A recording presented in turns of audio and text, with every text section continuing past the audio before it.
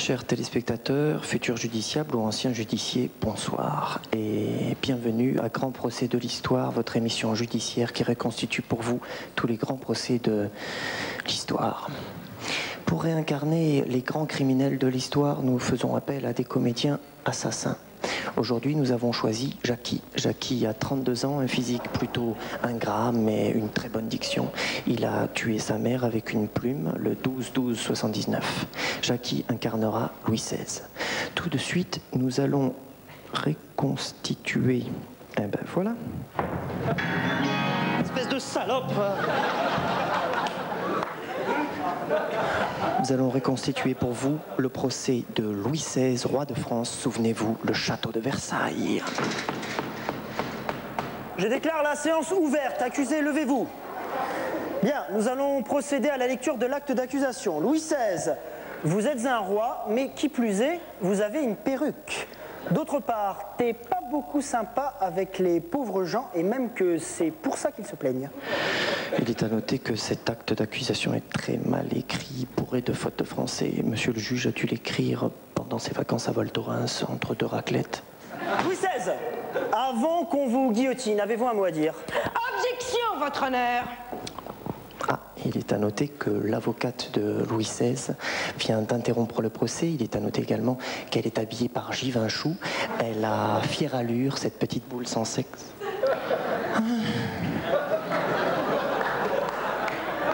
Monsieur le juge, monsieur l'accusé, chérie, messieurs, dames les jurés, papa, maman, pourquoi à Noël tu te mettais des guirlandes autour des nichons alors... Maîtresse, s'il vous plaît.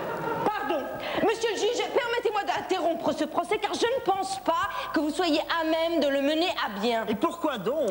Parce que vous avez des oreilles de 101 dalmatien sur la tête et que c'est ridicule. Oh là là, mais c'est minable, la discrimination par les habits, c'est minable, maîtresse. Alors comme ça, un juge, il n'a pas le droit d'avoir des oreilles de 100 dalmatien si ça lui chante. C'est pour ça, ça le rend moins compétent, c'est ça? Oui, mon évidence, je le pense. Connasse!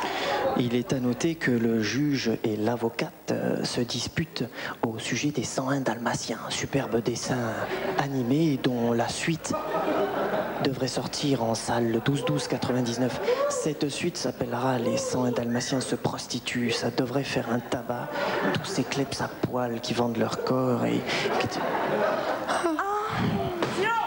Monsieur le juge, si vous notez pas ces oreilles ridicules, je quitte la salle. Moi aussi! Très bien. Très bien, alors le débat est ouvert. Peut-on être crédible quand on a des oreilles de 101 dalmatien? Pour répondre à cette question, j'appelle à la barre un témoin, Monsieur Mickey.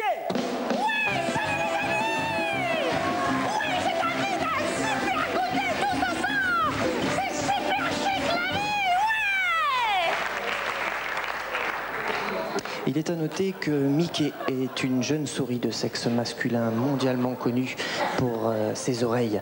Il paraît donc tout à fait justifié de le faire témoigner dans ce type de débat. Non mais ça va pas, hein? Dans ce type de débat auriculaire. Silence! Mickey, veuillez décliner vos noms, prénoms, professions, pognon. Oui, se terminant en on, nous avions aussi oignon, moignon, brugnon et anus. Non, anus, c'est pas tout à fait ce que je voulais dire. Silence! Mickey, la parole est à vous. Est-ce qu'on pourrait revenir un petit peu à mon procès?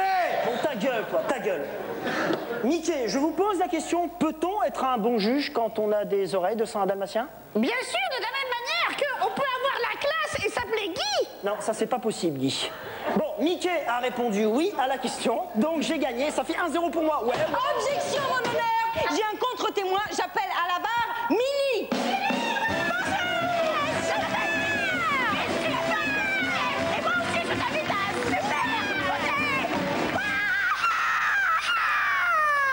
Il est à noter que Minnie est la femme de Mickey. Il paraît néanmoins qu'elle a eu une liaison avec Titi et Chrominet.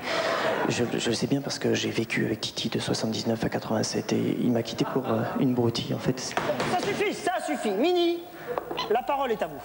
Monsieur le juge, cet homme est un imposteur, ce n'est pas Mickey. C'est vrai, je ne suis pas Mickey.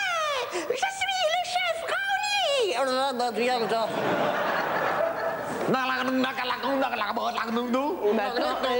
Tu parles Raoni, toi? Bah oui.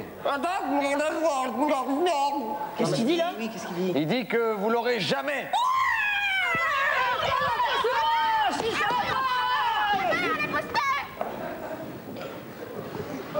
Il est à noter que nous assistons ici à un rebondissement minable. Ce sketch devient très confus. Est-ce une volonté de la part des auteurs ou tout simplement un manque de talent?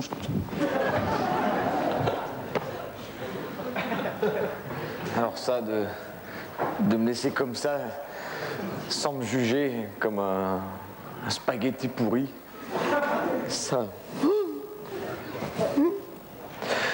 me fait une sorte de fussoir.